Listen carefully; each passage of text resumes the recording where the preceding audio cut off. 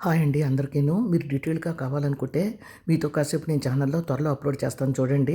పన్నీర్ అనగానే మనం ఎన్నో రకాలుగా రెస్టారెంట్ స్టైల్‌లో చేస్తుంటాం. అది కొంచెం లాంగ్ ప్రాసెస్. అయినా తినగా తినగా కొంచెం బోర్ కొట్టినప్పుడు ఇలా సింపుల్‌గా చాలా టేస్టీగా ఉంటుందిది.